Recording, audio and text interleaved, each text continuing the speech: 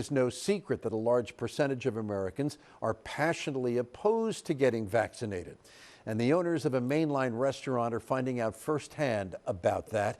Action News reporter Dan Quayer is live in Wayne, Delaware County tonight. Dan, what's the story there?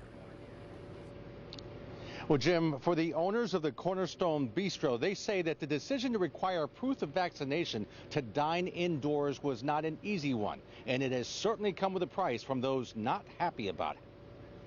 It's been extremely disturbing, to say the least, as to the violent comments. Christine Kondra, who along with her husband Nick own Cornerstone, a small bistro on West Avenue in Wayne, say after the COVID cases started going up again due to the Delta variant, they worried that lockdowns could soon be on the horizon. Because the last thing we want to do is see what happened a year ago. We can't go back into closing down again. So they decided they would require proof of vaccination from anyone who wanted to dine indoors. If not, they were welcome to dine in their outdoor tent. The response? We've received hate emails. We've received negative reviews on Yelp, Google. We've gotten many anti-Semitic remarks.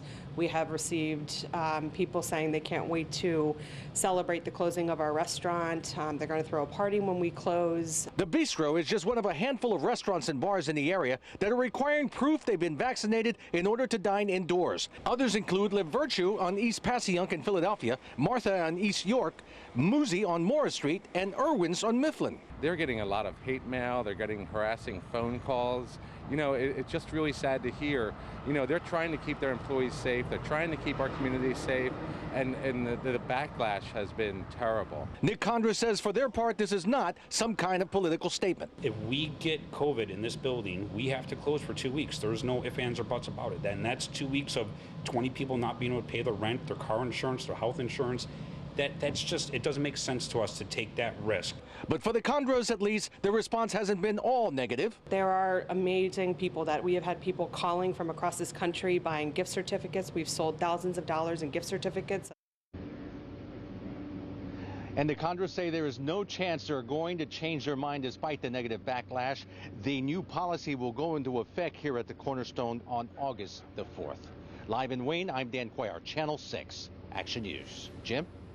Thank you, Dan, and go to 6abc.com to get the latest on the pandemic. You can find vaccine questions and get them answered. You can also learn more about the mask recommendations and the vaccine requirements.